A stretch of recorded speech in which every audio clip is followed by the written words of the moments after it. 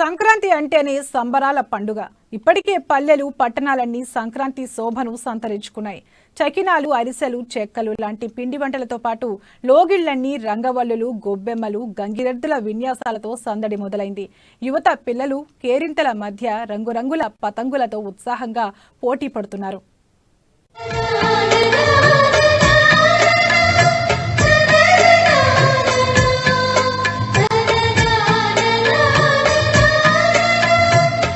సంక్రాంతి సంబరాలు భోగి పండగతో మొదలై కనుమతో ముగుస్తాయి.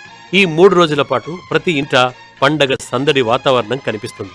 ముఖ్యంగా పల్లెల్లో ఈ శోభ మరింత ఎక్కువగా కనిపిస్తుంది. వాకిళ్లను కళ్ళాపి చల్లి ముగ్గులు వేసి అనంతరం ఆవు పిడతో తయారు చేసిన గొబ్బెమ్మలతో అలంకరిస్తారు. అటు గంగిరెద్దుల ఆటలు, హరిదాసుల కీర్తనలతో పండుగ కళ ఉట్టిపడుతుంది.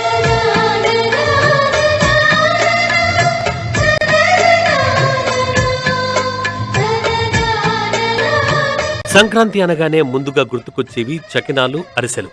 చకినాలు చుట్టడం అందరికీ రాదు. అలాగే అరిసెలు చేయాలంటే కూడా ఎంతో ఓపిక ఉండాలి. దీంతో ఇప్పుడంతా రెడీమేడ్ వైపే చూస్తున్నారు. పల్లెటూళ్ళలో తప్ప పట్టణాల్లో ఏ కొద్ది మంది ఇంట్లోనో పిండి వంటలు చేసుకున్నారు. ఎక్కువ మంది ఆర్డర్ ఇచ్చి తమకు కావలసిన పిండి వంటలు తయారు చేయించుకుంటారు. 15 ఏళ్ళ బుక్ చేస్తున్నాం. ఇక ఆర్డర్ ఇచ్చిన వాళ్ళకి ముందు ఇస్తాం అన్నట్టు. రోజు 60-70 కిలోల దాకా చేస్తాం రోజు ఈ సీజన్లో. లేకుంటే మామూలు టైంపై 20-30 కిలోలు అట్లా ఆర్డర్ ఇస్తేనే చేస్తాం. చేసి అవి ఎప్పుడు ఉంచాం మేము. సంక్రాంతి పండగ అంటేనే సకినాలు, గారెలు, అప్పడాలు, ఈ అరిసెలు అనేటివి ఉంటాయి. అయితే ఈ దాదాపు ఇళ్ళల్లో ఈ చిన్న కుటుంబాలు ఎక్కువ కావడం వల్ల ఈ ఎంప్లాయీస్ కానీ చిన్న పిల్లలు ఉన్న వాళ్ళు ముఖ్యంగా ఇటువంటి చేతి ద్వారా చేసేటోళ్ళ దగ్గర ఆర్డర్లు ఇస్తూ ఇది అలవాటుగా మారింది. దాదాపు 10 సంవత్సరాల నుంచి ఉండే కానీ ఇప్పుడు ఈ మధ్యలో ఇంకా ఎక్కువైంది. 3 రోజుల పండుగలో ముందుగా వచ్చే భోగి పండుగ రోజున భోగి మంటలు వేస్తారు. ఇంట్లో పనికిరాని పాత వస్తువులను మంటల్లో వేసి కొత్తదనాన్ని ఆహ్వానించటమే దీని ఉద్దేశం. మరోవైపు భగభగా మండే భోగి మంటల సెగలో నీటిని కాచుకుని ఆ నీటితో స్నానం చేసి కొత్త బట్టలు ధరిస్తారు.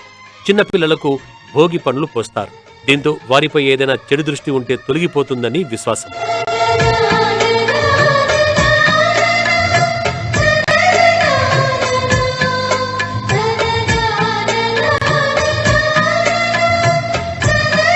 ఇక ఈ పండగలో చివరిది కనుమ. గ్రామీణ ప్రాంతాల్లో వ్యవసాయమే జీవనాధారం. రైతులకు, పశువులకు అవినాభావ సంబంధం. ఎద్దులు, ఆవులు, మేకలు రైతుల కుటుంబంలో భాగంగా నిలుస్తాయి.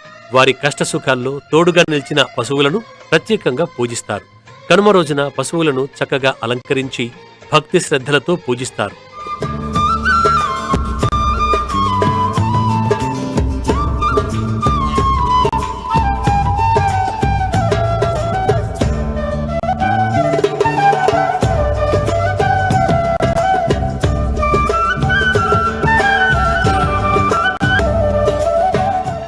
జిల్లాలోని పలు మార్కెట్లలో పండగ సందడి అంతగా కనిపించలేదు.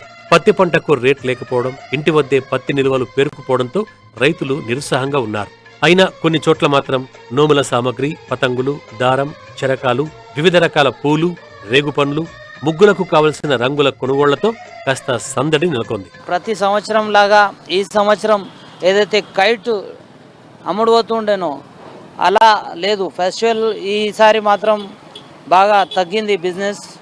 మరి గతంలో బాగా దీనికి డిమాండ్ ఉండేది, కానీ అలాంటిది ఇప్పుడున్న పరిస్థితిలో ముందట్లాగా బాగా వీక్ ఉంది ఫెస్టివల్. అది పత్తి వల్ల బరబరి పత్తి వస్తలేదు. పత్తి అక్కడనే డంప్ అయిపోయింది. పత్తి ఇస్తలేదు, బరబరి గిరాకులు నడుస్తలేవు. కాబట్టి ఇక ఏంటంటే పిల్లలు సో ఫోన్లలో బిజీ అయిపోయిండు. బరబరి గిరాకులు లేవు, చల్లగా ఉన్నాయి. గతంలో మంచిగా ఉంటుండే, మంచిగా గిరాకులు మంచిగా ఉంటుండే. పోయిన సంవత్సరం ఈ కరోనా ఒక దెబ్బ పెద్దది. దానివల్ల పిల్లలు ఎరుస్తున్నారు, బయటకు వెళ్తలేరు. అది అంటువ్యాధిగా కొంచెం మస్తు ఇదైపోయింది. మొత్తానికి పిల్లలను నిరుత్సాహపరచకుండా ఉన్నంతలో పండుగను సరదాగా జరుపుకుంటున్నారు ప్రజలు.